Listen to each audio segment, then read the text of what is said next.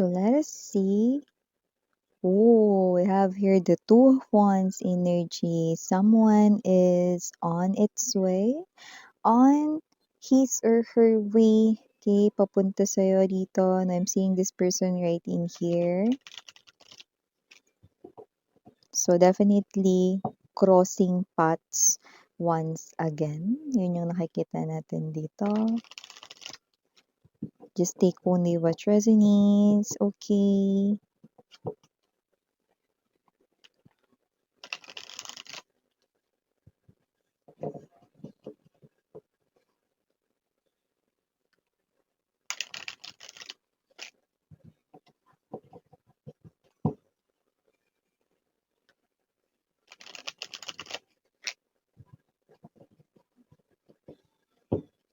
Okay, so let's go ahead and check these messages related to the someone na crossing paths kayo. Yan. Magkukurus ang inyong landas.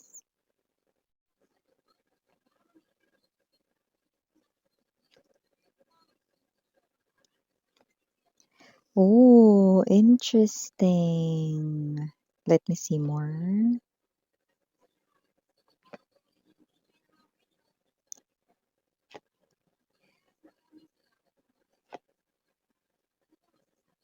Tingin ko okay na rin 'to, Eight of Swords in reverse position. Yes, I'm gonna tell it sa inyo later.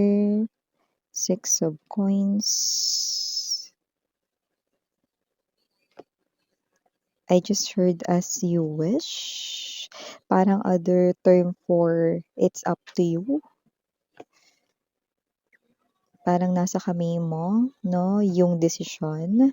I love that the uh, Nine of Swords, no? I mean, the Five of Swords is in reverse position, no? Pero na-mention natin yung Nine of Swords na pero I was about to say, in reverse position din yun. So, maganda. Lovers. Justice. And the Sun. So, kung sino man 'to 'no, na lumalabas dito with this Four of Swords energy, Chariot card right in here 'no, balak ka niya ditong puntahan. Sa bahay mo man 'yan, sa bahay niyo, whether you're living alone or live with your family, living with your family 'no, or sa trabaho mo balak ka niya ditong puntahan, sadyain, pero hindi sana siya magpapakita sa'yo.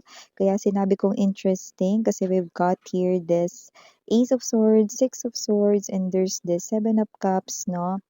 Makikita mo siya at magkakaroon ng pag-uusap sa inyo. See, interesting 'no, pupuntahan ka niya 'no, pero hindi siyang papakita sa'yo rito. Like gusto ka lang niya ritong tingnan, tanawin 'no, siguro gusto niya makita rito na kamusta ka na, gano'n 'no.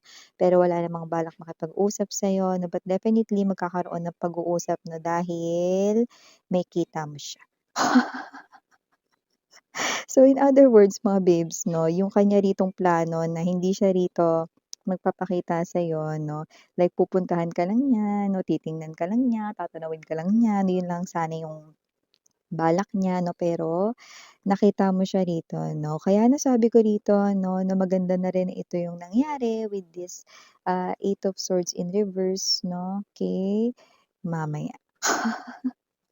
Hi and hello there everyone, my name is Yan. Welcome new subscribers. Returning Eastern buyers, thank you po sa inyong walang sawang love and support. At kung hindi niyo pa alam, mayroon pa po tayong main channel ang The High Priestess. Ang link niyan down below sa ating description box. So if interested, i-click lamang po yung link dyan para mapunta kayo doon at araw-araw nag-upload tayo ng collective readings for all signs din. At kung hanap ninyo ay reading per zodiac sign, meron din po tayo there. At yun yung wala tayong gender dito ha, babae, lalaki, LGBT. Lahat ay welcome, just take only what resonates and of course, timeless tayo dito, puwedeng nangyayari na, sa iba nangyayari na, sa iba mangyayari pa lang, kaya naman just take only what resonates 'no. But here meron rito 'no, na person rito na sasadyain kayo at walang iba kundi yun ay ang past lover ninyo 'no. Someone that you've once invested your whole life, your whole heart 'no, and your whole self dito sa person na ito 'no. So, kaya gusto ka niyang kamustahin, gusto ka niyang makita 'no, kasi gusto niya ditong malaman 'no, yung kalagayan mo 'no, okey. So, kung sino man 'tong person na 'to, yun lang naman sana yung gusto niya, yung puntahan ka niya, tanawin ka niya 'no, sa di kalayuan sa kanto. Eh, tatanawin lang sana yung bahay ninyo or whatsoever or sa trabaho ninyo 'no, makita ka lang niya rito, okey. Kahit dumaan ka lang 'no, kahit na segundo lang yun, kahit na minuto lang yun, okey na 'no. Kahit nag-aksaya pa siya dito ng pamasahe or whatsoever 'no, this person hindi niya iniisip yun.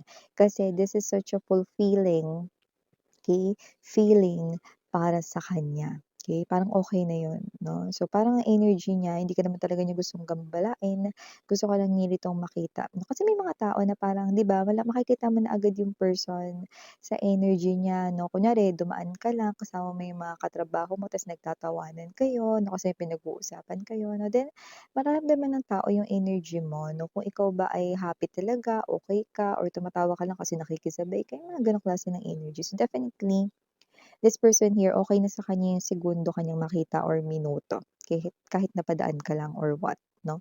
So, yun lang yung gusto niyang mangyari, pero makikita mo siya dito kaya magkakaroon ng pag-uusap. Maganda na rin ito kagaya ng binanggit ko kanina kasi dito, okey, mapag-uusapan ninyo 'no, yung lahat ng mga malabong usapan dati, and at the same time 'no, marami rin kayo ritong mga gumugulo sa isipan ninyo at mga bagay 'no, ikaw meron rin, siya meron din 'no, mga bagay na hindi nasabi, unspoken words. Okay, at yun ay ang, time 'no, divine timing is right here because as you can see major arcanas at the bottom of the deck 'no, the Sun, Justice, and the Lovers 'no, major arcanas, okay. Ibig sabihin oras na talaga para magharap kayo, magkausap kayo, magkaroon rito 'no ng clarity, revelation with the Sun. Nakikita ko rito 'no, kailangan na talaga rito 'no ng, um time 'no, to tell each other how you really feel 'no. So, nakita natin dito as you wish 'no, with this Seven of Coins energy and there's this Nine of Cups. Ano yun, Miss yun? Ibig sabihin, it's up to you, okay. Kasi dito with the Lovers card energy, okay, puwedeng ang pag-uusap na 'yan 'no is for closure or kung gusto ninyo na buhayin yung connection, it's up to you. As you wish. Just like the universe here 'no, ay giving you options 'no. And may mga bagay kasi na malabo dati na ngayon ay magiging malinaw na. May oras na para yan ay luminaw 'no, at may mga bagay rin na hindi kayo nasabi sa kanya at siya rin gano'n 'no. So, dalawa lang yung patutunguhan ng pag-uusap na ito. Closure with the Lovers card energy or getting back together 'no. Pero alin man diyan, parehas kayo dito magkakaroon ng peace of mind 'no. Five of Swords 'no, it's like, surrendering, okay, to the divine 'no, letting go, letting God 'no, and kagaya ng binanggit ko kanina I saw 'no, and I called this the Nine of Swords in reverse as well. So, definitely 'no, magkakaroon na rin dito ng maayos na pagtulog 'no, sa gabi. Okay, so nakikita natin dito 'no, na talagang gusto mo na rin talaga siyang kausapin para magkalinawan na rito 'no, kahit na matagal na 'yon 'no, okey. Pero yung iba nakita ko rito 'no, na napatawad niyo na itong tao na 'to dati pa, noon pa, or parang gusto niyo rin talaga sabihin sa kanya na napatawad niyo na siya 'no. Pero yung iba nakita ko rito, may mga energy sa inyo na closure na lang yung habol ninyo. Parang wala na lang samaan ng loob 'no, tapos kanya-kanya na kayo rito ng life 'no, or yung iba puwedeng, may options kayo rito na na i-claim pabalik yang tao na 'yan 'no, or yung iba naman hindi naman iki-claim pabalik 'no, pero puwedeng hanggang friends na lang, 'yan 'no. So, nasa sa inyo, as you wish 'no, nasa inyong mga kamay ang desisyon kung ano yung gagawin niyo rito. But definitely pupuntahan niya kayo at yun ang magbubukas rito ng door or magbubukas rito ng daanan 'no, para magkausap kayo rito 'no. And nakikita ko dito that with the Ace of Swords energy, as you can see nagniningning rito yung espada. So, definitely lahat ng malabo ay, magiging malinaw 'no, at lahat rito ng mga magulo rito 'no, na mga bagay ay magkakaroon dito ng, um kaayusan. Okay. So, nakikita ko dito 'no, na ikaw, may mga bagay kang sasabihin sa kanya 'no, na mailalabas mo na rin sa wakas at siya rin may mga bagay rito 'no, na mailalabas niya na rin. Ang tagal niyong 'di nagkita kaya ang dami niyo rito mga babes 'no, na masasabi sa taong ito. Okay, but definitely oras na daw para magkausap kayo 'no, pero binibigyan ka ng laya ni universe 'no. But definitely with the sun card energy, clarity, revelation 'no, and freedom, 'yan 'no. Para sa kung ano man yung gusto mong gawin out of this situation or connection, okay. Pero alam ko nasa isip mo naglalaro, 'di ba? Kung bakit ka pa niya pupuntahan, para saan pa yun, nag-aksaya pa siya ng time niya, nag-aksaya pa siya ng pamasahe niya, yes 'no, kasi iba ang layo ng pinanggalingan. Okey, Chariot tapos Six of Swords, pagbiyahe yan, eh, 'no. So, nakita natin dito 'no, na itong tao na 'to, okey, alam niyo kahit hindi niyo naman ako tanungin, eh, sasabihin niya rin yan sa inyo, eh, 'pag nagkita na kayo, "Ano ba yan Miss yan?" Mahal ka niya, mm. Mahal ka pa rin niya. Gusto mo 'yun marinig? Oo, maririnig mo 'yun dahil sasabihin niya 'yan sa inyo, eh. Yes, kahit Miss yan closure yung pinili ko, yes.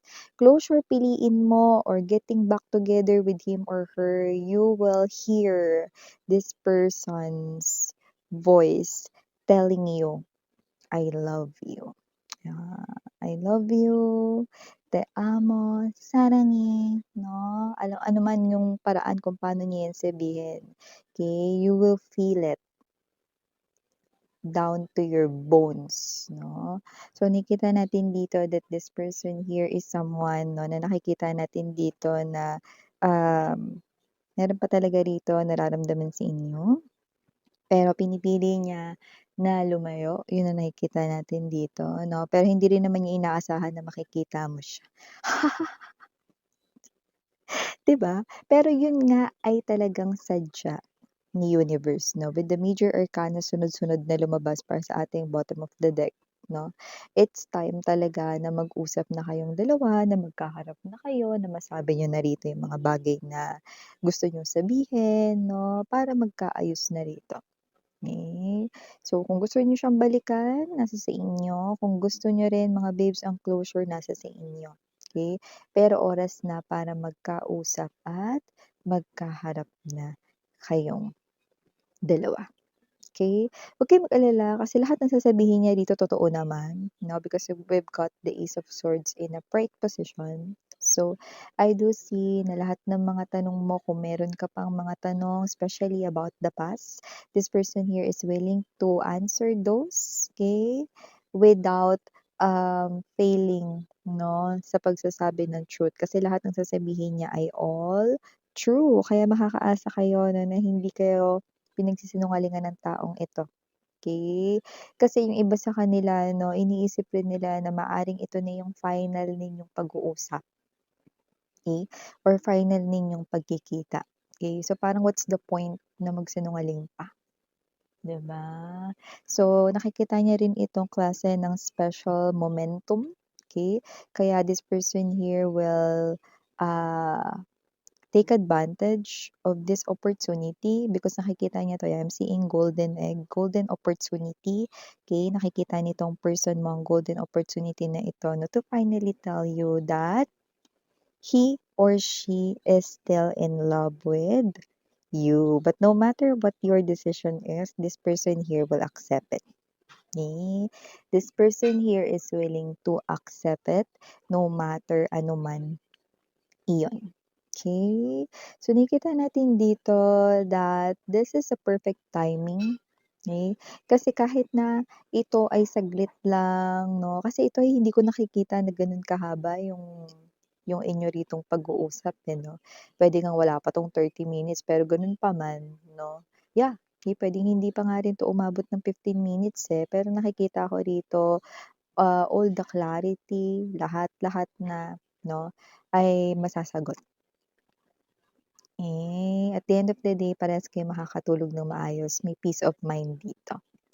Okay, so yeah, for the initials right in here, yes, we do have. We have E, T, S, M, O, I, A, P, G, and last but not the least, we've got the letter B as in boy.